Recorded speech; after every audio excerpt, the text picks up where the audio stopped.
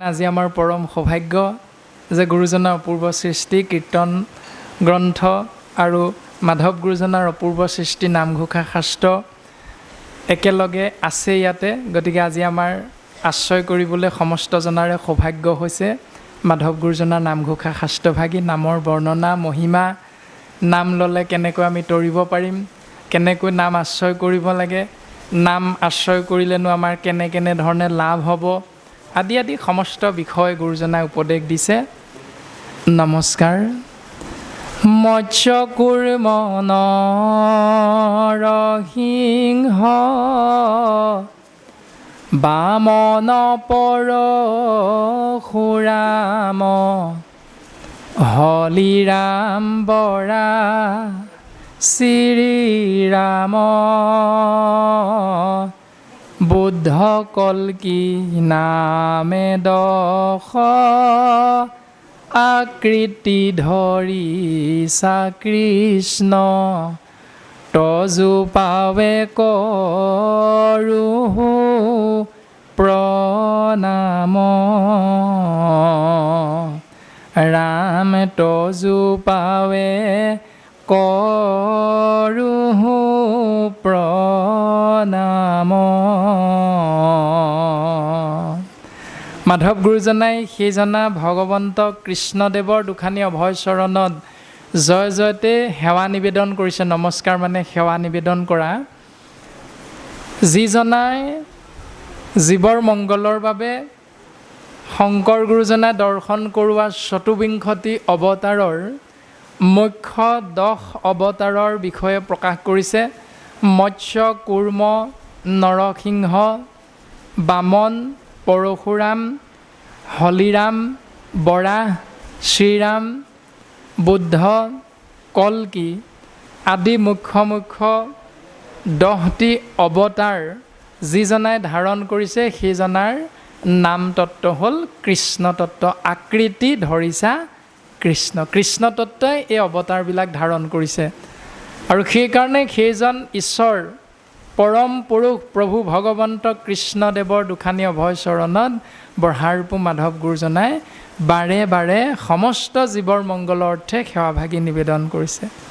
আৰু সেইজনা ঈশ্বৰ কৃষ্ণদেৱক বিচাৰিবৰ বাবে আমি ক'লৈ ঢাপলি মেলিম, ক'লৈ যাব লাগিব, কেনেকৈ যাব লাগিব, তাৰ সমস্ত দৰ্শন উপদেশৰ জৰিয়তে গুৰুজনাই আমাক বুজাব বিচাৰিছে।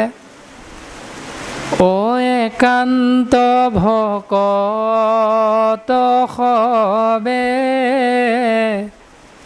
নিৰ্গুণ কৃষ্ণৰ গুণ গাৱে সদা বখিয়া যথাত বৈকুণ্ঠ পৰিহৰি যোগীৰো হৃদয় এৰি থাকা হৰি সাক্ষাতে তথাত ৰাম থাকা হৰি সাক্ষাতে তথাত। থাকা হৰি সাক্ষাতে তথাৎ ভগৱন্ত কৃষ্ণ তত্ত্ব সেই স্থানতে সাক্ষাৎ প্ৰকাশমান হৈ থাকে। কোন স্থান? যি স্থানত একান্ত ভকত হবে মানে বহু বচন। একান্ত এজন ভকত বুলি নাই কোৱা, একান্ত ভকত সকলে নিৰ্গুণ কৃষ্ণদেৱৰ গুণ যশ এদিন নহয় দুদিন নহয় গাৱে মানে কীৰ্তন কৰে, সদা মানে সদায়, বসিয়া মানে বহি থকা, যথাৎ মানে যি স্থানত আসনাধীষ্ঠ হৈ ভকতসকলে নিৰ্গুণ কৃষ্ণৰ গুণ যশ সদা সৰ্বদা আশ্ৰয় কৰি থাকে, সেই স্থানত ভগৱন্ত পুৰুষ আহি উপস্থিত হয়। সেই স্থান ত্যাগ কৰিবলৈও ভগৱন্তই কুণ্ঠাবোধ নকৰে, নাম দিছে স্বধাম বৈকুণ্ঠ। দ্বিতীয়তে সিদ্ধান্ত দিলে যোগীৰ হৃদয়। এই বৈকুণ্ঠ আৰু যোগীৰ হৃদয় নামৰ দুই স্থান এৰি আহিবলৈও ভগৱন্তই কুণ্ঠাবোধ নকৰে, যদিহে তেওঁৰ একান্ত ভকতসকলে তেওঁৰ নাম নিৰন্তৰে আশ্ৰয় কৰিবলৈ ইচ্ছা প্ৰকাশ কৰে। সেই স্থানত ভগৱন্ত পুৰুষ স্বয়ং প্ৰকাশমান হৈ থাকে। এতিয়া একান্ত মানে কি? আমিতো ভকত হৈছোঁ, স্বাভাৱিকতে আমি ইজনে সিজনক ভকত বুলি মান্যতা প্ৰদান কৰোঁ, কিন্তু নামঘোষা শাস্ত্ৰত ক'লে যে অকল ভকত হ'লেই নহ'ব, আমাৰ ভকত হ'বলৈ হ'লে, ভকতৰ চাৰ্টিফিকেটখন পাবলৈ হ'লে, ভকতৰ দ্বাৰা জগতৰ মংগল হ'বৰ বাবে আমি একান্ত ভকতৰ শাৰীলৈ নিজকে লৈ যাব লাগিব। একান্ত, কান্ত শব্দৰ অৰ্থ হ'ল স্বামী। বাস্তৱত যিধৰণে পিতৃ মাতৃৰ ঘৰখন এৰি ভকতৰ আশীষ ধন্য হৈ এগৰাকী কন্যাই এজন পুৰুষক স্বামী বৰণ কৰি তেওঁৰ নামত শিৰত সেন্দুৰ লয়, সেই দিনটোৰ পৰা তেওঁক আমি যেনেধৰণে বুজি পাওঁ যে তেওঁৰ স্বামী এজন, খাওঁতে শুওঁতে উঠোঁতে বহোঁতে সুখে দুখে জীৱনে মৰণে আইগৰাকীৰ বাবে স্বামীজন সেইজনেই, যাৰ বাবে তেওঁ জন্ম দিয়া পিতৃ মাতৃ ককাই ভাই ইষ্ট মিত্ৰ কুটুম্ব বংশ পৰিয়াল সকলোকে এৰি থৈ আহিছে, যাৰ বাবে। কিন্তু ইমানখিনি এৰি থৈ অহাৰ পাছতো, ত্যাগ স্বীকাৰ কৰাৰ পাছতো যদি স্বামীজন চাকৰিত আছে কাৰণে পত্নীগৰাকীয়ে যদি সুবিধা লৈ মনে মনে মোবাইল ফোন ব্যৱহাৰ কৰি হোৱাটছআপত ফেচবুকত যদি সেই পুৰণাজনলৈ মনে মনে ফোন কৰি থাকে, তেতিয়াহ'লে যিদিনা ধৰা পৰিব সেইদিনা স্বামীজনে মৰিয়াই খটিয়াই নি ঘৰত থৈ আহিবগৈ। তোৰ নিচিনা পত্নী মোৰ নহ'লেও হ'ব। অৰ্থাৎ বছৰে বছৰে বহু বছৰ ধৰি এখন সুখৰ সংসাৰ এটা ভুলৰ কাৰণে যিধৰণে মুহূৰ্ততে থান বান হৈ যাব পাৰে, ঠিক তেনেকৈ স্বামীজনে চাকৰিত থাকোঁতে যদি অন্য এগৰাকী পত্নীৰ লগত, অন্য এগৰাকী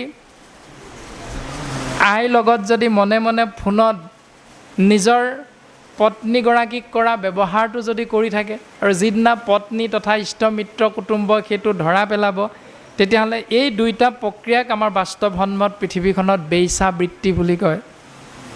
ঠিক তেনেকৈ গুৰুজন বস্তুৱে আমাক সিদ্ধান্ত দিছে, যেতিয়া তুমি একান্ত ভকত হ'বা, এজন স্বামীৰ চৰণত শৰণ ল'বা, বোলে স্বামী ৰাম নেৰুৱাৰ চৰণ তোমাৰ।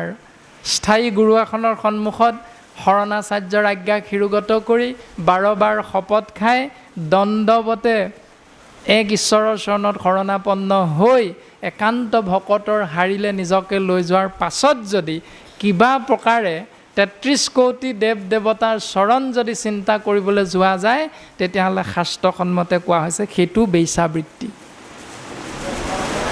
কলিত শৰীৰ কীৰ্তন এৰিয়া আন মতে চাহে গতি, যেন কুলবধূ নিজৰ স্বামী তেজী ভজে গয়া উপপতি। গুৰুজন বস্তুৱে ঘোষা শাস্ত্ৰত এনেকৈ আমাক এই সিদ্ধান্তটো দিছে যে বোৱাৰীগৰাকীয়ে যিটো নকৰিব লগা কৰ্ম কৰে বেইছাবৃত্তি, আৰু একান্ত ভকতে এক ঈশ্বৰৰ চৰণত শৰণ লৈ যদি আজি বিশ্বকৰ্মা পূজালৈও গৈ নাম প্ৰসংগ কৰোঁ, আজি সৰস্বতী পূজাটো গৈ যদি নাম প্ৰসংগ কৰোঁ, তাৰ ব্যৱস্থাটো পালন কৰোঁ, তেতিয়াহ'লে সেইজনকেই একান্তৰ ঠাইত দ্বিকান্ত, ত্ৰিকান্ত, বহুকান্ত আমি নামেৰে নামাকৰণ কৰিব পাৰোঁ।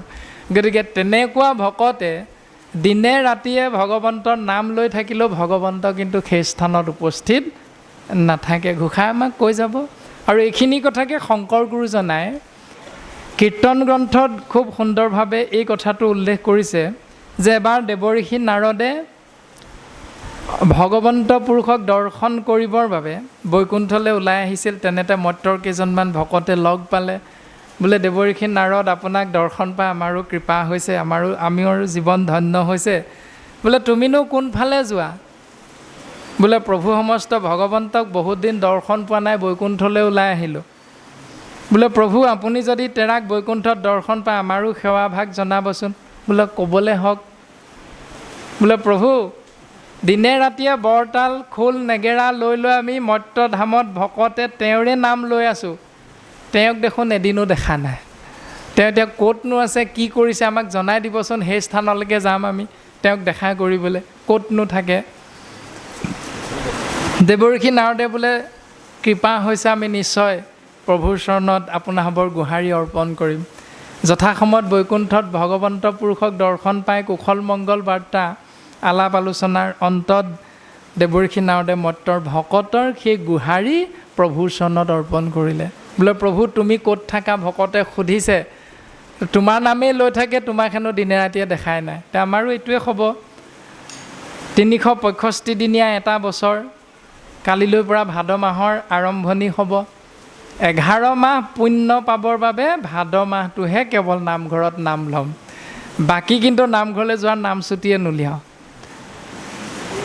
আমাৰো চিন্তাবিলাক, আমাৰো কৰ্মবিলাক তেনেকুৱা নিচিনাই অকণমান হৈ থকা যেন অনুমান হয়।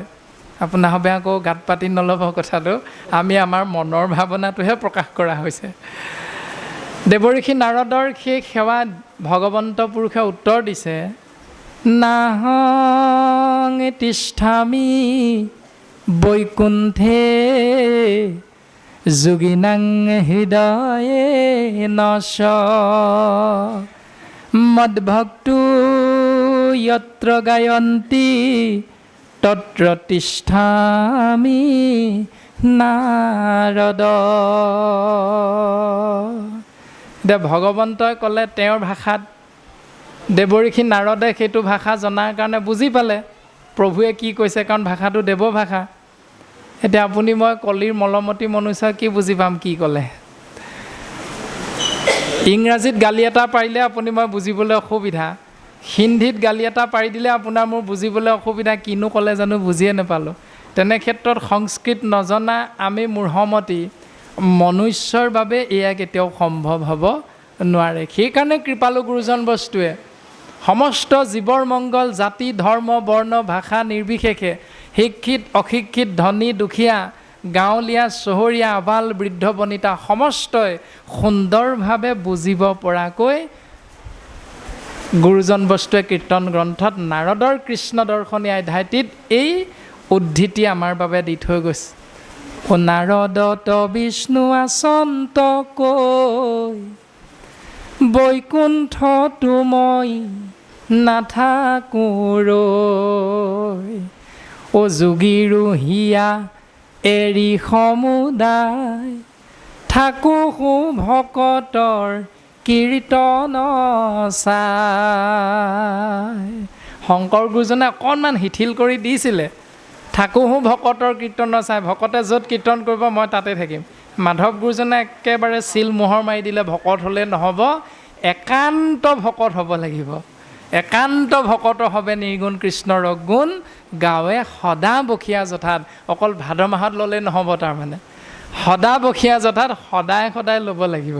এই দৰ্শনটো দিছে, যিটো আমি পুৱা গধূলি গুৰু সেৱা কৰা নিয়মটোৰ বিষয়ে অকণমান বুজিবলৈ আমি চেষ্টা কৰিব পাৰোঁ। এনেধৰণে সিদ্ধান্ত দিলে যে ভগৱন্তক বিচাৰি আমি যাব লাগিব একান্ত ভকতৰ সংগলৈ, আৰু একান্ত ভকতৰ সংগত যদি আমি উপস্থিত হৈ তেৰাৰ নাম শ্ৰৱণ কীৰ্তন যে ধৰণৰ দায়িত্ব পাওঁ সেই ধৰণে আমি যদি পালন কৰিবলৈ চেষ্টা কৰোঁ, তেতিয়াহ'লে নিশ্চিত ৰূপত ভগৱন্তৰ কৃপা আমি লাভ কৰিব পাৰিম। কিন্তু বিপৰীতে ও কৰ্মত বিশ্বাস যাৰ হিয়া তথা কন্তু হৰি আতিশয় দূৰ সুন্ত তাৰ দূৰতো বিদূৰ সুন্ত তাৰ অহংকাৰ থাকন্তেও সাক্ষাতে কৃষ্ণ কপাৱে শ্ৰৱণ কীৰ্তন ধৰ্ম যাৰ ৰাম শ্ৰৱণ কীৰ্তন ধৰ্ম জাৰ এতিয়া গীতা শাস্ত্ৰত ভগৱন্ত পুৰুষে অৰ্জুনৰ আগত কৈছিল যে কৰ্মই ধৰ্ম। আমাৰ শৰীৰটো পঞ্চভূতি, ক্ষিতি, অপ, মৰুত, ব্যোম, তেজ, এই পঞ্চভূতেৰে নিৰ্মিত। ইয়াত 24টা তত্ত্ব আছে, তাৰ ভিতৰত একাদশ ইন্দ্ৰিয় আছে। সেই একাদশ মানে 11টা ইন্দ্ৰিয়ৰ দ্বাৰা কৰা প্ৰত্যেকটো কৰ্মকে আমাৰ সৰ্বসাধাৰণ মনুষ্যৰ দৃষ্টিত আমি ধৰ্ম বুলি ভাবোঁ, কিয়নো কৰ্মই ধৰ্ম বুলি কৈছে। কিন্তু এই মুহূৰ্তত মাধৱ গুৰুজনাই 5 নম্বৰ জোকা ঘোষাৰ জৰিয়তে, ছবিচন্দৰ জৰিয়তে আমাক সিদ্ধান্ত দিলে যে যাগ যজ্ঞ, পূজা পাতল, দান দক্ষিণা, শ্ৰাদ্ধ, পিণ্ড, হোম, ব্ৰত, তীৰ্থ স্নান এয়া হ'ল কৰ্মমাৰ্গ। অন্য হাতেদি অষ্টাংগ যোগ এয়া হ'ল জ্ঞান মাৰ্গ। যম, নিয়ম, আসন, প্ৰাণায়াম, ধ্যান, ধাৰণা, প্ৰত্যাহাৰ, সমাধি, এই 8টা তত্ত্ব সিদ্ধি লাভৰ বাবে আশ্ৰয় কৰা যোগ সিদ্ধি, একাদশ ইন্দ্ৰিয়ৰ লগত যোগ কৰি ৰখা, এনেধৰণে কৰ্ম মাৰ্গ আৰু জ্ঞান মাৰ্গক বিশ্বাস কৰি আমি যিসকল বাপ আয়ে বা শৰীৰধাৰী মনুষ্যই এই পথেৰে ঈশ্বৰৰ কৃপা লাভ কৰিবলৈ যত্নপৰ হ'ম, 5 নম্বৰ জোকাৰ ঘোষাই সিদ্ধান্ত দিছে, তেতিয়াহ'লে হিয়াত থাকন্তু হৰি, হৃদয়ত কৃষ্ণতত্ত্ব থাকিলেও আতিশয় দূৰহোন্ত তাৰ তেওঁৰ হিয়া এৰি ভগৱন্ত বস্তু দূৰলৈ আঁতৰি যাব বিচাৰে। কিমান দূৰলৈ? যিমান দূৰলৈকে গ'ল দূৰতো বিদূৰ সোন্ত তাৰো পৰা আৰু দূৰলৈ আঁতৰি যাবৰহে ইচ্ছা কৰি থাকে। কোনে? হৃদয়ত থকা ভগৱন্ত পুৰুষে। কিন্তু বিপৰীতে অহংকাৰ থাকন্তেও সাক্ষাৎ কৃষ্ণক পাৱে, শ্ৰৱণ কীৰ্তন ধৰ্ম যাৰ। এতিয়া ধৰ্মৰ বিষয়বস্তু আমাক বুজাই দিলে। আন মাৰ কাট খাওঁ, আনিব লাগে, মাৰিব লাগে, কাটিব লাগে, খাব লাগে, এই 4টা শব্দ আমি প্ৰত্যেকেই আশ্ৰয় কৰোঁ। কিবা এটা বস্তু আনিব লাগিব, তাৰপাছত তাক মাৰিব লাগিব, তাৰপাছত তাক কাটিব লাগিব, তাৰপাছত তাক আমি ৰন্ধন কৰিহে খাব পাৰিম। গছৰ পৰা আম এটা ইচ্ছা কৰিলে ছিঙি আনিব লাগিব, মানে ছিঙি অনা মানে আমটোক আমি মাৰি পেলোৱা, তাৰপাছত তাক বাকলি গুচাবলৈ কাটিব লাগিব। যে ইচ্ছা যেনেধৰণে কৰোঁ, এই 4টা শব্দৰ মাজতে আমাৰ জীৱন আগবঢ়াই আমি প্ৰত্যেকেই নি আছোঁ। কিন্তু গুৰুজনাই কৈছে 4টা শব্দৰ আগত তোমালোকে পাৰিলে আৰু কেইটামান শব্দ যোগ কৰি ল'বা। সেয়া হ'ল কৃষ্ণতত্ত্বৰ নাম, অৰ্থাৎ গুৰু, দেৱ, নাম, ভকত। যে গুৰুত দিম, দেৱত দিম, ভকতত দিম, নামত দিম। গুৰুত, ভকতত, দেৱত, নামত অৰ্পণ নকৰাকৈ কোনোদিন গ্ৰহণ নকৰিম। এই ব্যৱস্থাটো যদি পালন কৰোঁ, তেতিয়াহ'লে তেওঁ তাৰ বাবে যদি কিবা অহংকাৰো যোগ হৈ থকা যেন অনুভৱ হয়, তেতিয়াহ'লে নিশ্চিত ৰূপত তেওঁ শ্ৰৱণ কীৰ্তন মহাধৰ্মটো আশ্ৰয় কৰাৰ বাবে তেওঁ ঈশ্বৰৰ কৃপা লাভ কৰিব পাৰে। গতিকে ধৰ্মৰ বিষয়ে কেৱল কৰ্মই যে ধৰ্ম, এই কথাটো আমাক নাই কোৱা। কৰ্ম আমি কৰিবই লাগিব প্ৰত্যেকেই, কিন্তু সেই কৰ্ম শাস্ত্ৰৰ লগত মিলিছে নাই, তাক আমি চিন্তা কৰাটো অতীৱ প্ৰয়োজন। তাৰ বিষয়ে আমাক ভাগৱত শাস্ত্ৰই সিদ্ধান্ত দিছে সুন্দৰভাৱে। নামঘোষা শাস্ত্ৰটো আখেদ নামৰ এভাগী ছবিচন্দত, দুলৰী চন্দতো এনেধৰণে কথাখিনি অৱগত কৰিছে যে মন নামৰ একাদশ ইন্দ্ৰিয়ই বাকী 10টা ইন্দ্ৰিয়ৰ ওপৰত নিৰ্দেশনা মানে তত্ত্বাৱধান লৈ থাকে মন ইন্দ্ৰিয়ই। কিন্তু মনটোৰ বিষয়ে কোৱা হৈছে ভাগৱতত যে নানা কৰ্ম কৰোঁ বুলি কৰে আলোচন, একো কাৰ্য সিদ্ধি নোহে তাকে বোলে মন। তাৰে এটা প্ৰমাণ, আমাৰ লগত যোগাযোগ কৰা যিগৰাকী আই আৰু আমাৰ মূঢ়মতীৰ গৃহত গৈ উপস্থিত হোৱা যিকেইজন বাপ, সেইকেইজন বাপ তথা এগৰাকীৰ সৈতে আমি দূৰভাষ যন্ত্ৰৰ যোগেদি যোগাযোগ কৰোঁতে আমাৰ সময় এটা সিদ্ধান্ত হৈছিল 11 বজাত ঘোষা শাস্ত্ৰভাগী পাঠ আৰু আলোচনাৰ কাৰ্যসূচী আৰম্ভ হ'ব। কিন্তু আৰম্ভ হওঁতে 1 বাজিল। সেইটো নামেই হ'ল মন। যে নানা কৰ্ম কৰোঁ বুলি কৰে আলোচনা, আমি আলোচনা ঢেৰ কৰোঁ, বোলে ৰাতি হ'লে 7 হাল বাই, পুৱা হ'লে হালো নাই।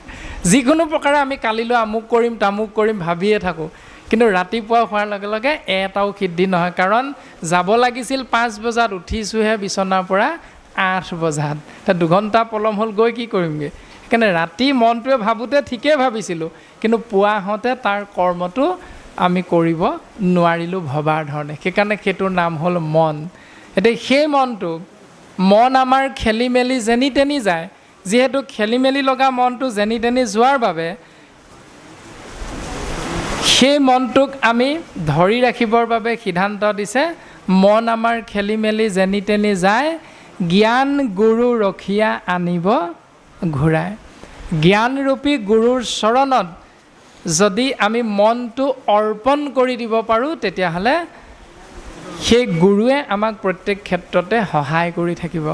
সেইকাৰণে আমি অভ্যাস কৰিব লাগিব, পুৱা গধূলি ঈশ্বৰৰ নাম আশ্ৰয় কৰিহে ঠাণ্ডা পানী গিলাচৰ পৰা আৰম্ভ কৰি প্ৰত্যেকটো কৰ্মৰ বাবে নিজকে আগবঢ়াই লৈ যোৱা। এইটো অভ্যাসৰ বিষয়ে আমাক বৰ্তমান প্ৰকাশ কৰিছে যে শ্ৰৱণ কীৰ্তন ধৰ্ম যাৰ।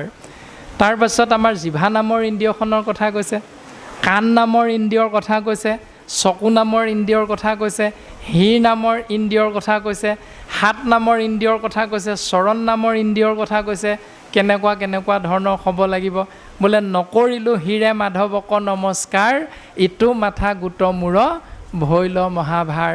এই ক্ষীৰভাগ থাকি আমি ভকতৰ সেৱাৰ অৰ্থে যদি আগবঢ়াই দিয়া নাই, তেতিয়াহ'লে আমাৰ ক্ষীৰভাগ এই শৰীৰটোৰ ওপৰত লৈ থাকিও আমাৰ বৰ বিশেষ এটা লাভ নহ'ব। এনে এটা বোজাহে আমি দিনে ৰাতিয়ে কঢ়িয়াই লৈ ফুৰিছোঁ। পৰম ঈশ্বৰ দেৱ কৃষ্ণক নপাই লাগ জাগ যোগ যজ্ঞ দানে, একান্ত ভক্তৰ পদ ৰেণু শুদ্ধ চিতে, অভিষেক নকৰয় মানে। ভগৱন্তৰ কৃপা লাভ কৰিবলৈ যাগ যজ্ঞ পূজা পাতল দান দক্ষিণাৰ কথা এবাৰো উল্লেখ কৰা নাই। এটাই সিদ্ধান্ত দিছে যে একান্ত ভকতৰ চৰণৰ ধূলা যদি আমি শিৰত আশ্ৰয় কৰাব পাৰিম, তেতিয়াহ'লে নিশ্চিত ৰূপত ভগৱন্তৰ কৃপা লাভ কৰিব পাৰিম। আৰু একান্ত ভকতৰ চৰণৰ ধূলা লোৱাৰ একমাত্ৰ পদ্ধতিটো হ'ল যে গৃহৰ মধ্যে কৰা অনুষ্ঠান ভাগিত পদূলি মুখতে বা পদূলি মূৰতে বোলে ভকতৰ চৰণ ধুৱাই দিবা, ভকতৰ চৰণত সেৱা আগবঢ়াবা, ক্ষীৰ আগবঢ়াই দিবা, সেয়ে হ'ব ভকতৰ সেৱা। ভকত আহিলে কি কৰিবলৈ ক'লে? পদূলি মূৰত চৰণ ধুৱাবলৈ ক'লে। তাৰপাছত শ্ৰদ্ধা সহকাৰে আসনত বহুৱাবলৈ ক'লে। তেওঁলোকক তামোল চাহ জলপান খুৱাম নোখুৱাম এইটো পাছৰ কথা, কিন্তু প্ৰথম এই যে আমি সেৱাভাগ নিবেদন কৰিলোঁ, এইটোৱে হ'ল ভকতৰ সেৱা ঈশ্বৰৰ কৃপা লাভৰ বাবে। এতিয়া ৰাজহুৱাভাৱে অনুষ্ঠান কৰিলে এজনকেতো আৰু গোৱাই ভাগ দি আমি সেৱা কৰিবলৈ সময়ো নাতে। সেইকাৰণে আমি বাটচৰাৰ মুখৰ পৰা যেতিয়া ভিতৰলৈ সোমাই আহিম, তেতিয়াই যেতিয়া আমি শিৰটো মজিয়াত লগাই, মানে পৃথিৱীত লগাই যেতিয়া গুৰু আসনৰ ফালে চাই আমি কৃষ্ণ বুলি সেৱাভাগ কৰিম, তেতিয়া সমস্ত ভকতৰ চৰণৰ ধূলা আমাৰ শিৰত স্পৰ্শ হৈ যায়। আৰু তেতিয়াই আমি নামঘৰৰ ভিতৰত বহি থকা ভকতসকলৰ উপাধি হয়তো কাৰোবাৰ গগৈ, শইকীয়া, দত্ত, কলিতা, বৰা ঢেৰ হ'ব পাৰে, কিন্তু প্ৰত্যেকজনৰ উপাধিবিলাক চকুত নপৰি তেতিয়া আমাৰ হৃদয়ৰ অন্তৰ্দৃষ্টিৰে প্ৰত্যেককে আমি ভগৱান দৰ্শন পাই যাম। এই সিদ্ধান্তটো শাস্ত্ৰই আমাক দিছে। আৰু তাৰ বাবে আমি গৃহৰ মধ্যে আশ্ৰয় কৰা আহাৰৰ কথা কৈছে। জল পুষ্প ফল মূল খাদ্য দ্ৰব্য যত, অন্ন আদি কৰি হবে অৰ্পিব কৃষ্ণত। জল পুষ্প ফল মূল খাদ্য দ্ৰব্য যত মানে যিমানবিলাক, খাদ্য মানে আহাৰ, সকলোবিলাক খাদ্য বুলি এই কাৰণেই ক'লে ওপৰত কৈ অহা নামকেইটা, জল পুষ্প ফল মূল খাদ্য দ্ৰব্য যত, অন্ন আদি কৰি হবে অৰ্পিব কৃষ্ণত। ইয়াত আকৌ মাছ মাংস বুলি নাই কোৱা।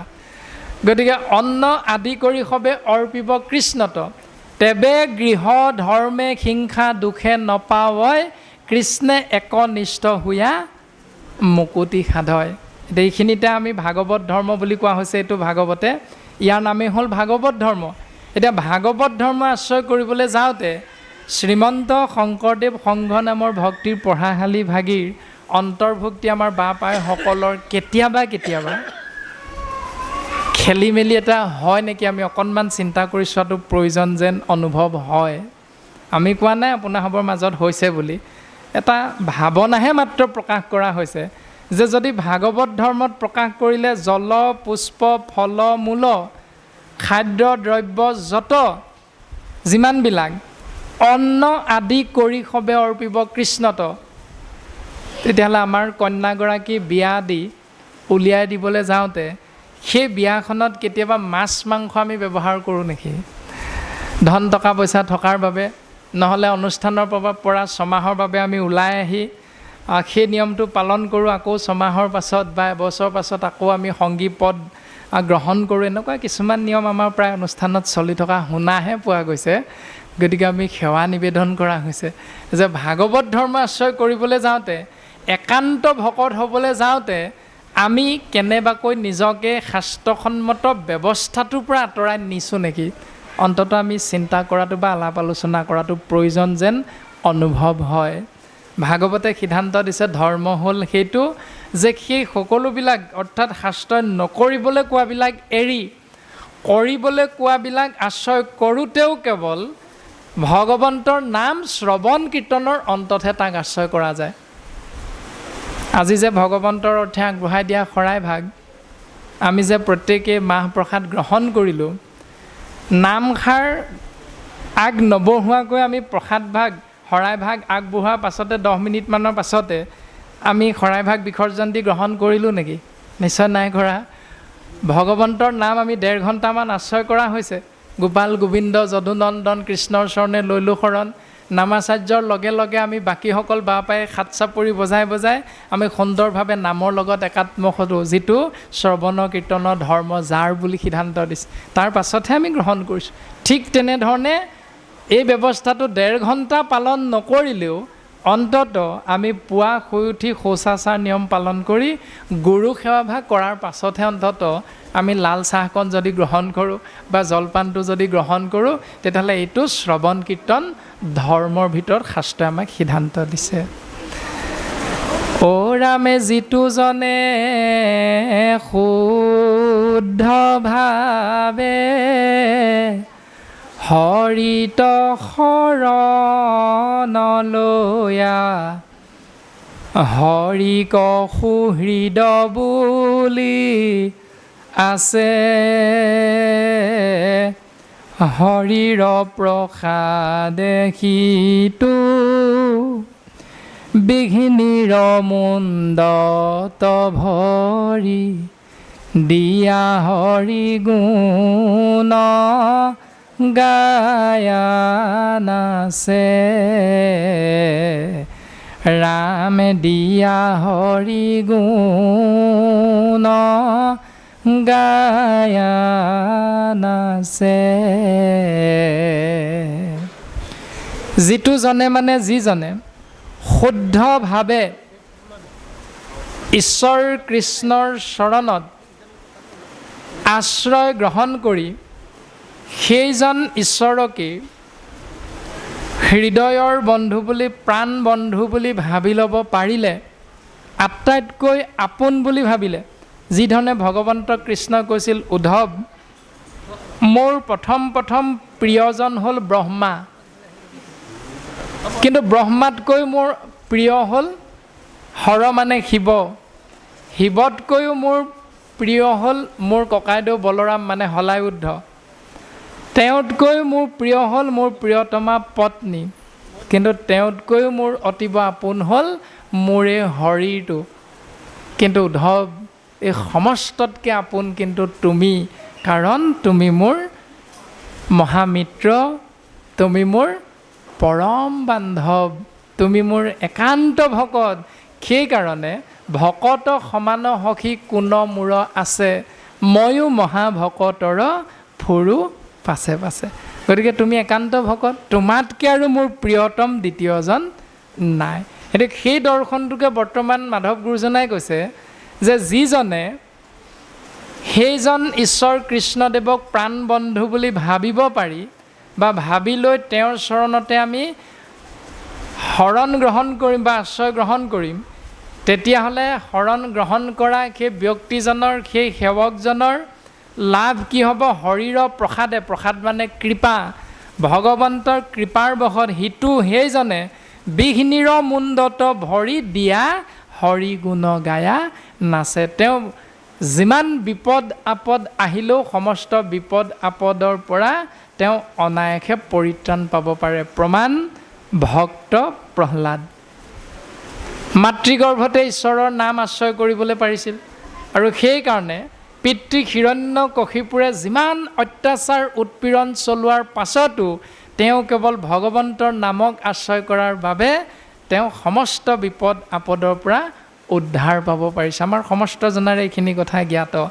গতিকে নৃসিংহ যাত্ৰা গুৰুজনাৰ দ্বাৰা লিখিত বা ৰচিত সেই ভাওনাভাগী সাম্প্ৰতিক সময়ত প্ৰহ্লাদ চৰিত নামেৰেও প্ৰকাশমান হৈ আছে।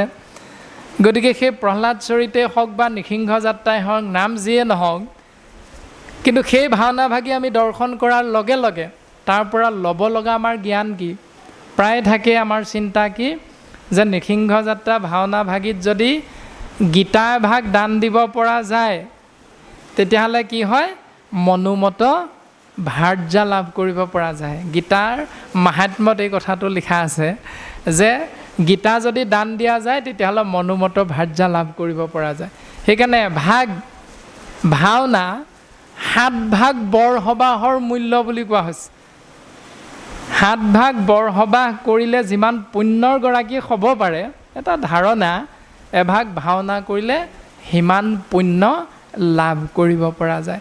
গতিকে তেনেহেন ভাওনাত যদি আমি গীতা ভাগ দান দিব পাৰোঁ তেতিয়াহ'লে শাস্ত্ৰই কোৱাটো সঁচা হ'ব চাগৈ যে বিচৰা ধৰণে আমি কন্যাগৰাকীয়ে দৰা এটা পাব আৰু ল'ৰাজনে বিচৰা ধৰণে পত্নীগৰাকী লাভ কৰিব পাৰিব। এনেকুৱা কিছুমান ধাৰণা আছে, কিন্তু প্ৰকৃততে গীতা মানে কি? গীতা মানে হ'ল কথা বা বচন, আৰু শাস্ত্ৰসন্মতে আমি নামাকৰণ পাইছোঁ যে শ্ৰীকৃষ্ণ গীতা বা শিৱ গীতা বা ধৰণী গীতা এনেধৰণে পাইছোঁ। ধৰণী গীতা মানে বসুমতীৰ অন্য এটা নাম হ'ল ধৰণী, পৃথিৱীৰ অন্য এটা নাম হ'ল ধৰণী। সেইকাৰণে ধৰণী গীতা মানে পৃথিৱীয়ে কৈ থকা তত্ত্বমূলক কথা। শ্ৰীকৃষ্ণ গীতা মানে শ্ৰীকৃষ্ণই কোৱা কথা, শিৱ গীতা মানে শিৱই কোৱা কথা, শিৱৰ মুখৰ পৰা কোৱা কথা। এতিয়া গীতা মানে কথা বা বচন। এতিয়া সেই গীতা দান দিয়া মানে দক্ষিণা বুলি কৈছে। একাদশ স্কন্ধত ভগৱন্ত পুৰুষে উদ্ধৱক কৈছে ন, দক্ষিণা কাক বোলে? যে মূৰ উপদেশক যিটো দেই দান, যে মোৰ কথা এজনে অন্য এজনক কৈ থকা মানে তাৰ নামেই হ'ল দক্ষিণা। মোৰ কথা গুঞ্জক যদি প্ৰকাশ কৰি থকা যায় তেতিয়াহ'লে সেইটোৰ নাম হ'ল দক্ষিণা। এতিয়া তেনেভাগ গীতা কৃষ্ণ কথা উপদেশ যদি দিব পাৰা তেতিয়াহ'লে তুমি বিচৰা ধৰণে পত্নীগৰাকী পাবা। পত্নী মানে প্ৰকৃতিৰ কথা কৈছে, প্ৰকৃতি মানে আমাৰ এই শৰীৰ তত্ত্বটোৰ কথা কোৱা হৈছে। তুমি যদি কৃষ্ণ কথা কৈ কৈ জীৱনটো যাপন কৰিব পাৰা তেতিয়াহ'লে তেনে এটা দিনত যদি তোমাৰ মৃত্যু হয়, মানে এই শৰীৰটো এৰি যদি তুমি এই সংসাৰৰ পৰা যাব লগা হয় তেতিয়াহ'লে নিশ্চিত ৰূপত এই শৰীৰটোতকৈ তুমি উত্তম এক প্ৰকৃতিস্বৰূপ পাত্ৰ অৱস্থান কৰিব পাৰিবা। এইটো কথাহে কৈছে গীতা দান মানে মনোমত ভাৰ্যা লাভ। কিন্তু আমাৰ গোসাঁই আছে বোলে শদিয়াত, আমি আছোঁ ইয়াত, পৰি পৰি সেৱা কৰোঁ কঁঠালৰে শিৰাত। আমাৰ চিন্তাবিলাক তেনেকুৱা হৈ আছে।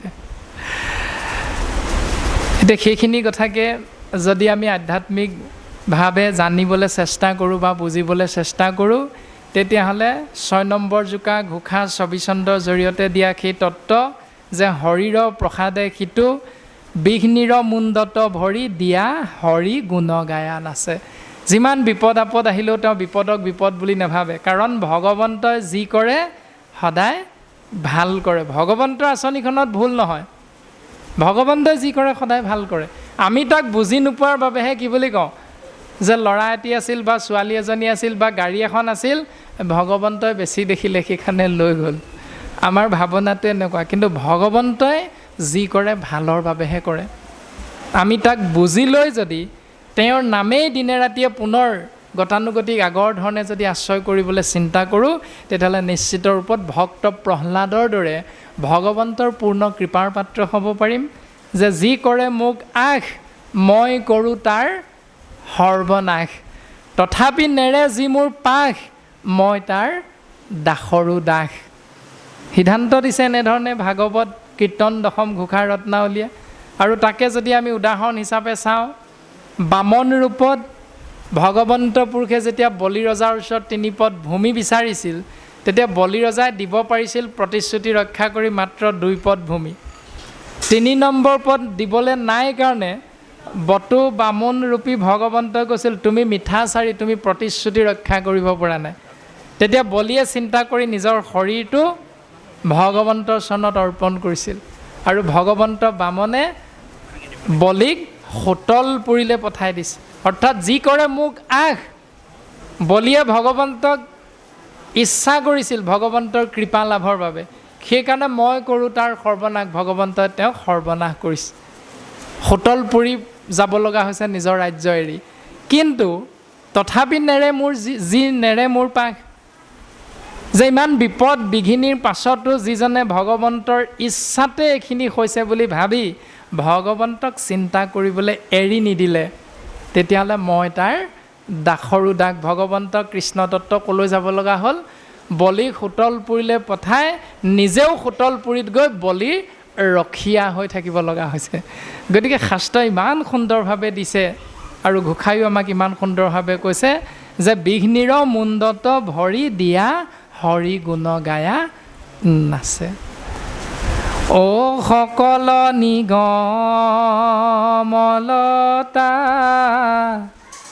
তাৰ বিনাশী ফল, কৃষ্ণ নাম চৈতন্য স্বৰূপ, সুমধুৰ সুমংগল, শ্ৰদ্ধায়ে খেলায়ে লৈয়া, নৰ মাত্ৰ তৰে ভৱ কূপ, ৰাম নৰ মাত্ৰ তৰে ভৱ কূপ।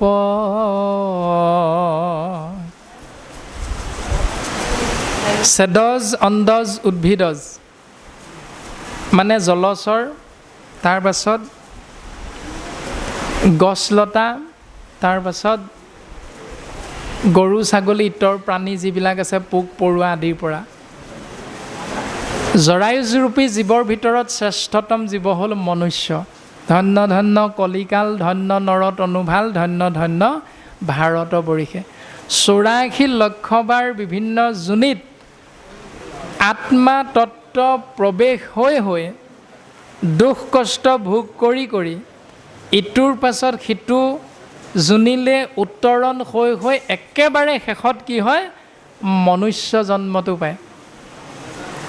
আৰু এই মনুষ্য জন্মটো পোৱাৰ পাছত ভাগৱতে আমাক সিদ্ধান্ত দিছে, মনুষ্য শৰীৰ পায় হৰি নভজিলা, অৱশ্যে শুইবাহা ভাই তৃণ তৰুহিলা। 84 লক্ষবাৰ বিভিন্ন যোনিত জন্মগ্ৰহণ কৰি শ্ৰেষ্ঠতম পাত্ৰ এটা পালোঁ, মনুষ্য শৰীৰ। কিয় মনুষ্য শৰীৰটো পায়? বিষয় সম্বন্ধ সুখ সমস্ত যোনিতে পায়, হৰি সেৱা একো স্থানে নাই, শৰীৰৰ সেৱাৰ যোগ্য কেৱল মনুষ্য তনু, জানি ফুৰা হৰি গুণ গায়। ঈশ্বৰক চিন্তা কৰিব পৰা একমাত্ৰ পাত্ৰটো হ'ল মানুহৰ শৰীৰ। এই মানুহৰ শৰীৰটো আমি প্ৰত্যেকজনে লাভ কৰিও যদি সুমধুৰ সুমংগলযুক্ত কৃষ্ণ নাম চৈতন্য বস্তু শ্ৰদ্ধা সহকাৰে অনায়াসে যদি আমি আশ্ৰয় কৰিবলৈ নিবিচাৰোঁ, তেতিয়াহ'লে নৰৰূপী মনুষ্য নামৰ জীৱবিলাক এই সংসাৰৰ পৰা ভৱ কূপ, কূপ মানে হ'ল গাঁত, এই ভৱ সংসাৰৰূপী গাঁতটোৰ পৰা আমি তৰি যাব নোৱাৰিম। যদিহে ভগৱন্ত কৃষ্ণদেৱৰ নাম আমি দিনে নিশাই দিনে ৰাতিয়ে বা নিৰন্তৰে আশ্ৰয় কৰোঁ, তেতিয়াহ'লে আমি তৰি যাব পাৰিম। আৰু এই নাম বস্তু দুটা ফলৰ লগত তুলনা কৰিছে, এক হ'ল অবিনাশী ফল, এক হ'ল অন্যটো হ'ল বিনাশী ফল। এতিয়া নাম বস্তু হ'ল অবিনাশী ফল, আৰু বাকী বস্তু বুলি ভাবি থকা অবস্তুবিলাক হ'ল বিনাশী ফল। আৰু সেইকাৰণে এই অবিনাশী ফলটো লাগে ক'ত?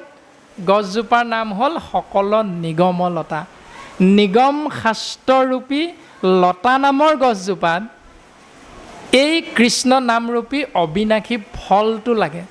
আৰু সেই ফলটো যদি আমাৰ খাবলৈ ইচ্ছা হয়, পান কৰিবলৈ ইচ্ছা হয়, তেতিয়াহ'লে নিগম শাস্ত্ৰ ভাগৱতৰ কাষলৈ আমি যাব লাগিব।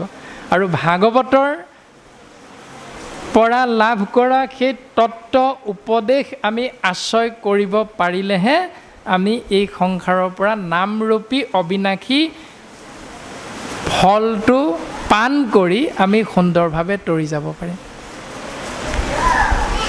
অব্যক্ত ঈশ্বৰ হৰি কিমতে পুজিবা তাংক ব্যাপকত কিবা বিসৰ্জন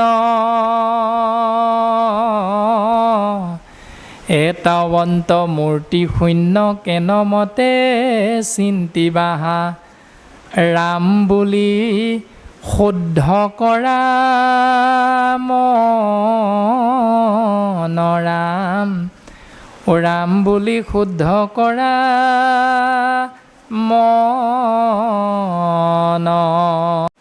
ঈশ্বৰ প্ৰকাশমান নহয়। আমি প্ৰথমে কোৱা হৈছে যে সত্য ত্ৰেতা দাপৰত যেনেধৰণে ভগৱন্ত পুৰুষ দৃশ্যমান হৈছিল, ঠিক তেনেধৰণে কলিত ঈশ্বৰ পুৰুষ দৃশ্যমান নহয়। সেই অব্যক্ত ঈশ্বৰ হৰিক কৃপা লাভ কৰিবৰ বাবে আমিতো তেওঁক চিন্তা কৰিব লাগিব, পূজা কৰিব লাগিব। সেই পূজা কৰিবৰ আমি কি কি বস্তু তেওঁৰ অৰ্থে অৰ্পণ কৰিব লাগিব? মাটি বাৰী, মহাত্মা গান্ধী মাৰ্কা থকা 500, 100, 1000, 2000, 5000, 10000 আদি আদি ধৰণে কল, কুঁহিয়া, বুট, মগু আদি বিভিন্ন ধৰণৰ দ্ৰব্য, উপকৰণ দ্ৰব্য আমি ভগৱন্তৰ কৃপা লাভৰ বাবে আমি প্ৰত্যেকে আগবঢ়াই দিওঁ। এইটো এটা সমাজৰ নিয়ম। নামঘোষা শাস্ত্ৰত কৈছে ব্যাপকত কিবা বিসৰ্জন। তেওঁৰ কৃপা লাভৰ বাবে আমি কি ত্যাগ কৰিব লাগিব? এটাৱন্ত মূৰ্তি শূন্য। এটাৱন্ত মানে এনেকুৱাই, কেনেকুৱা মূৰ্তি শূন্য মানে যাৰ মূৰ্তি নাই। আছে বুলি কৈ আছোঁ প্ৰাণজিৎ নামৰ শৰীৰটোৱে কৃষ্ণ নাম লোৱা, কৃষ্ণ নাম লোৱা বোলে প্ৰাণজিৎ বাব আপুনি কৃষ্ণক দেখুৱাই দিয়কচোন ক'ত আছে। আমিতো দেখুৱাই দিব নোৱাৰোঁ এইজনেই কৃষ্ণ বুলি। কিন্তু যিসকলে দেখুৱাই দিব নোৱাৰিলে কাৰণে বোলে তেওঁ ইমান কৃষ্ণ কথা কৈ থাকে, দেখুৱাই দিবলৈ ক'লোঁ ক'তা দেখুৱাবই নোৱাৰিলে, সেই বুলি অবিশ্বাস কৰিব নেকি? অবিশ্বাসটোতো নাহে। দেখুৱাই দিবলৈ ক'লে দেখুৱাব নোৱাৰোঁ, নাই দেখা বুলি অবিশ্বাসো কৰি ল'ব নোৱাৰোঁ। এটাৱন্ত বুলি কৈছে, তাৰমানে ভগৱন্ত মূৰ্তিটো তেনেকুৱাই। কেনেমতে চিন্তি বাহা, এতিয়া কেনেকৈনো তেওঁক চিন্তা কৰা যাব? উত্তৰ এটাতো আমাক লাগিব। তেতিয়া গুৰুজনাই উত্তৰটো দিছে ৰাম বুলি শুদ্ধ কৰা মন। প্ৰথম একাদশ ইন্দ্ৰিয় স্বৰূপ মনটোক শুদ্ধ কৰিবলৈ চেষ্টা কৰা। কাৰণ গোটেই খেলি মেলিখিনি মনটোৰ পৰাই হয়। সেই মনটোক যদি শুদ্ধ কৰি ল'ব পৰা যায়, তেতিয়াহ'লে শুদ্ধ কৰাৰ উপায়টো হ'ল ৰাম, কৃষ্ণ, হৰি, বিষ্ণু জগত প্ৰসিদ্ধ নাম আশ্ৰয় কৰাৰ মাধ্যমেৰেহে মন শুদ্ধ হয়। এতিয়া ৰাম শবদৰ ৰা পদ ভৈল প্ৰচণ্ড বহ্নি নিশ্চয় ম বায়ু সমে অধৰ্ম অৰণ্য দহিয়া ভস্ম কৰয় কু কথা পাখণ্ড সম্বাদ বিবাদ পৰ্বত আতি নিষ্ঠুৰ ৰাম কৃষ্ণ নাম বৰ্জক প্ৰহাৰী তাংক কৰা মখি মোৰ। এতিয়া আমি 5 তলা 10 তলা বিল্ডিং বনাওঁ, টাইলছ লগাওঁ আদি কত কি যে টকা পইচা খৰচ কৰি সুন্দৰৰ পৰা সুন্দৰ কৰিবলৈ চেষ্টা কৰোঁ ঘৰটো। কিন্তু মই যে মৰি থাকিম, মোক যে খৰি দিব লাগিব, এই খৰি দিবলৈ আমি মানুহজন মৰিব বুলি শুকান খৰি কেইবছৰৰ পৰা গোটাই থওঁ বাৰু? কোনোবাই জাপি জাপি গোটাই থওঁনে? দেউতা মৰিলে শুকান খৰি লাগিব নহয়, ক'ব নোৱাৰি, বতৰটো বৰষুণো দি থাকিব পাৰে দেউতা মৰা দিনা, সেইকাৰণে শুকান খৰিৰ প্ৰয়োজন হ'ব, গোটাই থওঁ অলপ। কোনোবাই গোটাই থওঁনে বাৰু? কোনেও গোটাই নথওঁ। তৎসত্ত্বেও সেইদিনা ধাৰাসাৰ বৰষুণ দি থাকিলেও তৎক্ষণাত কাটি দিয়া গছজোপা, ফালি দিয়া খৰিডাল কেঁচা হৈ থাকিলেও, বাঁহটো কেঁচা হৈ থাকিলেও কিন্তু সেইদিনা জ্বলি যায়। কিন্তু অন্য দিনা ৰান্ধনীক ভাত ৰন্ধন কৰিবৰ কাৰণে কেঁচা খৰি এডাল দিবচোন, সেইগৰাকীয়ে বাপজনক গালি পাৰি পাৰি খাই দিলে আৰু। এই যে চিন্তাবিলাক ভাগৱতৰ চিন্তা এটা ক'লে নামঘোষা শাস্ত্ৰই যে ৰাম শব্দটো উচ্চাৰণ কৰিলে শুদ্ধ কেনেকৈ হয় মানুহৰ মনটো, যে ৰা পদ ভৈল প্ৰচণ্ড বহ্নি, ৰা মানে বহ্নি মানে অগ্নি, ম মানে বায়ু, অগ্নিয়ে যেতিয়া বায়ুৰ লগ হৈ যায় তেতিয়াহ'লে ধনী দুখীয়া উচ্চ নিচ কেঁচা পকা শুকান এইবিলাক আৰু বাছ বিচাৰ নকৰে।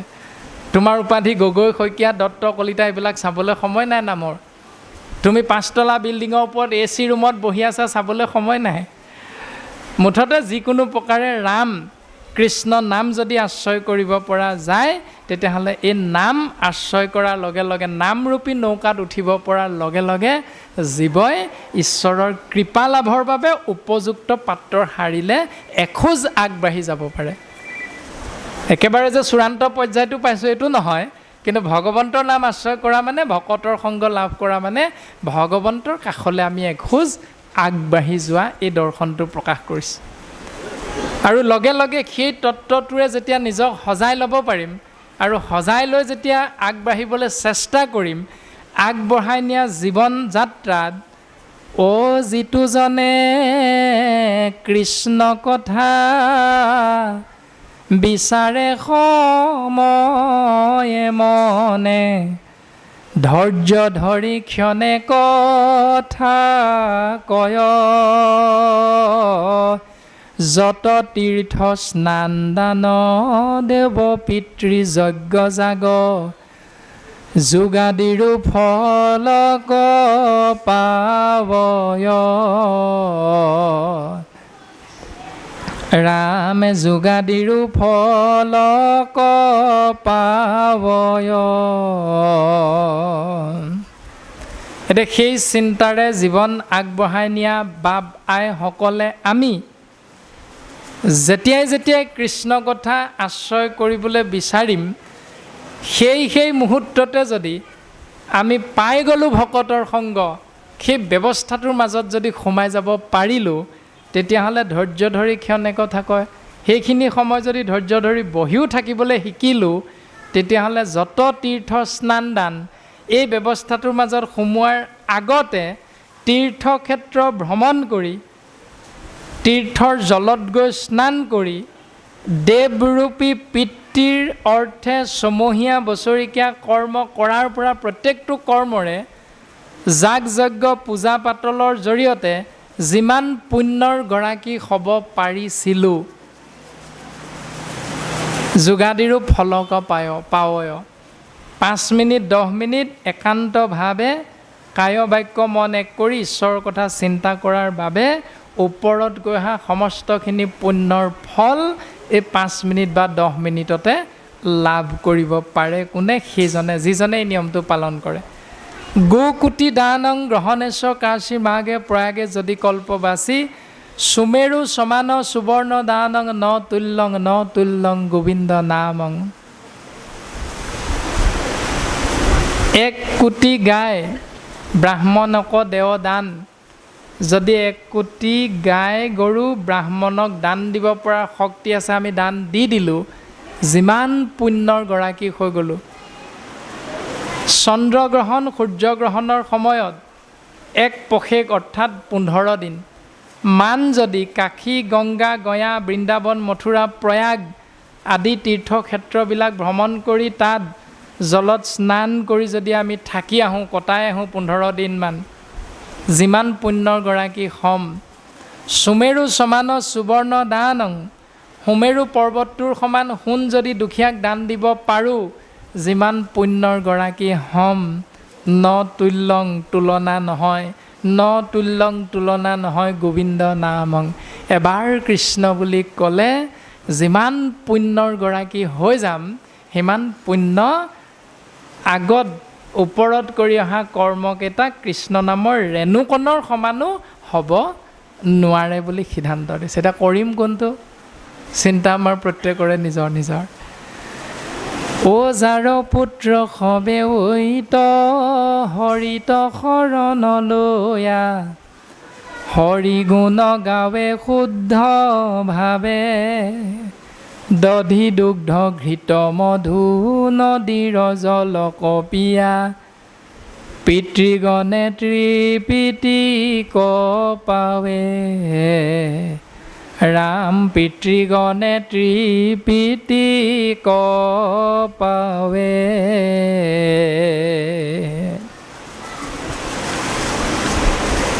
ভগৱন্ত পুৰুষৰ দ্বাৰা সৃষ্টি মায়াময় সংসাৰ এৰি যিসকল আত্মাতত্ত্ব গুচি গ'ল তেওঁলোক আত্মাতত্ত্বই অৱস্থান কৰি থকা শৰীৰৰ ভিতৰত থাকোঁতে এইখন সংসাৰত পুত্ৰ কন্যা পত্নী পিতৃ মাতৃ ইষ্ট মিত্ৰ কুটুম্ব বংশ পৰিয়াল ককাই ভাই যি সম্বন্ধ আছিল এই সম্বন্ধ হিচাপে যিখিনি কৰ্ম আমি সময়ে সময়ে কৰিবলৈ ইচ্ছা কৰোঁ বা কৰি থাকোঁ সেই সমস্তখিনি কৰ্মৰ ভিতৰত সফল তেতিয়াহে হ'ব বুলি শাস্ত্ৰই সিদ্ধান্ত দিছে যে যাৰ পুত্ৰ হবে ঐত হৰিত শৰণলৈ পৰলোকগামী হোৱা পিতৃ মাতৃ বা সম্পৰ্কীয়সকলৰ এই সংসাৰত থাকি যোৱা পুত্ৰ ভতিজা সম্পৰ্কীয়সকলে যদি হৰিত শৰণ ল'লে যদি হৰিগুণ শুদ্ধভাৱে আশ্ৰয় কৰিলে এই দুটা নিয়ম পালন কৰা উত্তৰাধিকাৰীসকলে যদি দধি দুগ্ধ ঘৃত মধু অৰ্পণ কৰে তেওঁলোকৰ অৰ্থে তেতিয়াহ'লে পৰলোকগামী হোৱা আত্মাতত্ত্বই সেই কৰ্মৰ দ্বাৰা সন্তুষ্টি লাভ কৰিব পাৰে আৰু যদি সেই পুণ্যাত্মা পৰলোকগামী হোৱা পুণ্যাত্মাৰ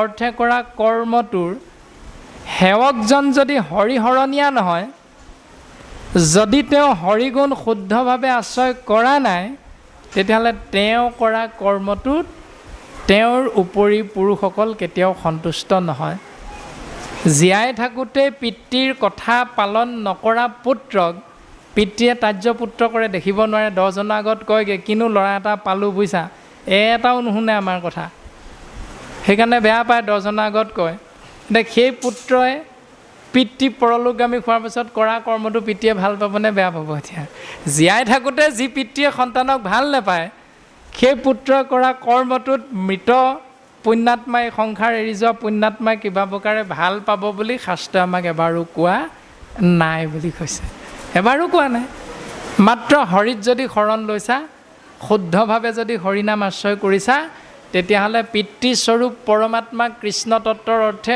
অৰ্পণ কৰা সেই ব্যৱস্থাৰ দ্বাৰাই সমস্ত জগতৰ মংগল সাধন হয় কৃষ্ণক পুজিলে পূজা সমস্তৰে হয় পৃথকে পুজিলে পূজা কেহু নলয় তোমাৰ সম্পৰ্কীয় পুণ্যাত্মাৰ বাবে কৃষ্ণ তত্ত্বত অৰ্পণ কৰিলে সেই পুণ্যাত্মাৰো কৃপা হ'ল তোমাৰো কৃপা হ'ল তোমাৰ সম্পৰ্কীয় এই সংসাৰত থকা বংশ পৰিয়ালৰো কৃপা হ'ল সমস্ত ঈশ্বৰৰ কৃপা লাভ কৰে তাৰ বাবে তুমি কি হ'ব লাগিব সেই তুমিতো আপোনালোকক নাই কোৱা সেই তুমিতো আমি সমস্ত জনাকে গুৰুজনাই কৈছে তুমি শব্দটোৱে জীৱাত্মাৰ কথা কোৱা হৈছে যে সেই জীৱাত্মা তুমি শাস্ত্ৰই কোৱা ধৰণে পালন কৰিবলৈ চেষ্টা কৰা কৰ্ম ধৰ্মক তেতিয়া সমস্ত জগতৰ মংগল হ'ব ঈশ্বৰৰ কৃপা লাভ হৈ সেহি সকলে শাস্ত্ৰ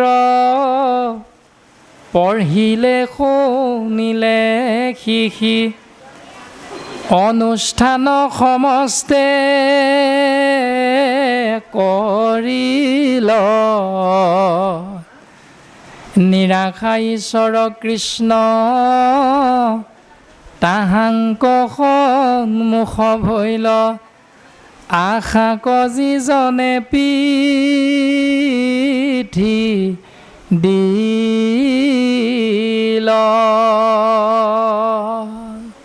সেইকাৰণে শাস্ত্ৰ অধ্যয়ন কৰিবলৈ কৈছে আৰু শাস্ত্ৰ অধ্যয়ন কৰিলে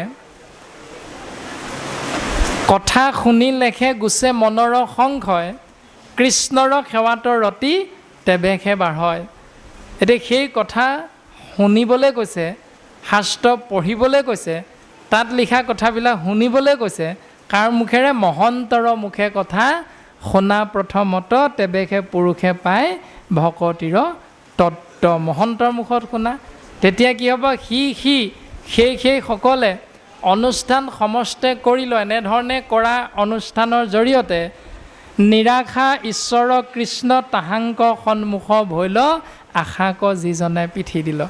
ঈশ্বৰক আশা কৰিলে নাপায় বুলি কৈছে, আশা নকৰিলেহে ঈশ্বৰক পায়।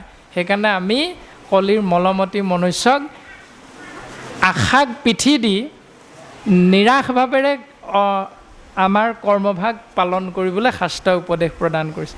তাৰমানে প্ৰথমে কৈছিলে মুক্তিত নিস্পৃহ, যিটো পিতৃ পৰলোকগামী হ'ল, 11 দিনত কাজ কৰা হ'ল ভগৱন্তৰ নামেৰে, 12 নম্বৰ দিনটোত তৈলভোজন হ'ল, এটা বিশ্বাস ভগৱন্তৰ চৰণত আমাৰ পিতৃস্বৰূপ আত্মাক সুদৃঢ় বিশ্বাসে অৰ্পণ কৰা হৈছে। এইটো এটা বিশ্বাস হৈ গ'ল প্ৰত্যেকৰে। গতিকে এই বিশ্বাসৰ পাছত আৰু ছমাহৰ মূৰত তেওঁ ভোকত আছে বুলি চমহীয়া কৰিব নালাগে আৰু। এবছৰলৈকে বোলে পিতৃ ভোকতে মৰিব এতিয়া লঘোণত, গতিকে তেওঁৰ অৰ্থে আকৌ এবছৰ মূৰত সেই নিয়মটো পালন কৰাৰ কথা শাস্ত্ৰ আমাক এবাৰো কোৱা নাই। সেইকাৰণে শাস্ত্ৰ পঢ়ি মহন্তৰ মুখত কথা শুনি যদি আমি নিৰাশা ঈশ্বৰ কৃষ্ণৰ কৃপা লাভৰ ইচ্ছা কৰোঁ, তেতিয়াহ'লে আমি যিকোনো প্ৰকাৰে আশাক পিঠি দিব লাগিব। ৰাম অপবিত্ৰ যিটো আতি পবিত্ৰ হোৱে বা যদি সমস্তে অৱস্থা আছে পায়া কমল লোচন যিটো সোমৰে তাৰেখে শুদ্ধ বাহিৰে ভিতৰে হুৱে কায়া ৰাম বাহিৰে ভিতৰে হুৱে কায়া। কায়া মানে শৰীৰ, শৰীৰটো শুদ্ধ কৰা আৰু আভ্যন্তৰীণ মানে ভিতৰটো অন্তৰখন শুদ্ধ কৰা। এই দুইটা শুদ্ধ কৰাৰ পথ দুটা নহয়, এটাহে। সেইটো হ'ল কমল লোচন যিটো সোমৰে তাৰেখে শুদ্ধ। কমল মানে পদুম ফুল, লোচন মানে চকু। যিজনাৰ চকুজুৰি পদুম ফুলৰ পাহিৰ নিচিনা, সেইজনাৰ নামেই হ'ল কৃষ্ণ। আৰু সেই কৃষ্ণদেৱৰ নাম যদি আমি আশ্ৰয় কৰোঁ, তেতিয়াহ'লে আমাৰ বাহিৰো শুদ্ধ হ'ব, ভিতৰো শুদ্ধ হ'ব। যিজন অপবিত্ৰ তেওঁ পবিত্ৰ হ'ব, যিজন পবিত্ৰ তেওঁ আৰু পবিত্ৰ হ'ব পাৰিব। সমস্তে অৱস্থা আছে পায়া, অৱস্থা মানে স্তৰ, অৰ্থাৎ কিশোৰ, কৈশোৰ, যৌৱন আৰু বৃদ্ধ। এই চাৰিটা অৱস্থা এটা শৰীৰে আমি পালন কৰিব লাগিব। প্ৰত্যেকজনে শিশু হিচাপে জন্ম হ'ম, তাৰ পাছত আমি থিয় ডঙা দিম, এনেধৰণে যৌৱন, কিশোৰ, কৈশোৰ, তাৰপিছত যৌৱনত ভৰি দিম, তাৰপাছত বিয়া বাৰু কৰাম, সংসাৰী হ'ম। লাহে লাহে বাৰ্ধক্যই আহি আমাক এদিন বৃদ্ধ অৱস্থালৈ লৈ যাব। শৰীৰ কিন্তু একেটাই, এই একেটা শৰীৰতে চাৰিটা অৱস্থা আছে। এই চাৰিটা অৱস্থা যদি সুখে সুন্দৰভাৱে পাৰ কৰিবলৈ ইচ্ছা আছে, তেতিয়াহ'লে এটাই পথ, সেইটো হ'ল কমল লোচন যিটো সোমৰে তাৰেখে শুদ্ধ। অৰ্থাৎ ঈশ্বৰৰ নামৰ দ্বাৰাহে সেই জীৱতত্ত্ব শুদ্ধ হ'ব পাৰে। তুমি কিশোৰ হৈ জন্ম হৈছা, কৈশোৰত ভৰি দিছা, যৌৱনত ভৰি দিছা, বিয়া কৰাইছা, পত্নীৰ লগত সহবাস কৰিছা, তুমি এটি সন্তান জন্ম দিছা, তোমাৰ কৰ্ম যিয়ে নহওক, কিন্তু প্ৰত্যেকটো কৰ্মতে, প্ৰত্যেকটো স্তৰতে তুমি যদি কৃষ্ণ নাম আশ্ৰয় কৰি নিজক আগবঢ়াই নিব বিচাৰা, তেতিয়াহ'লে ধ্ৰুৱ সত্য, ধ্ৰুৱৰ দৰে সন্তান লাভ কৰিবা, প্ৰহ্লাদৰ দৰে সন্তান লাভ কৰিবা, পৰীক্ষিতৰ দৰে মহাভকতৰ পিতৃ হ'ব পাৰিবা। এনেধৰণে শাস্ত্ৰই আমাক সিদ্ধান্ত দিছে, বাহিৰে ভিতৰে হোৱে কায়া, শুদ্ধ হ'ব বাহিৰ আৰু ভিতৰ সমস্ত।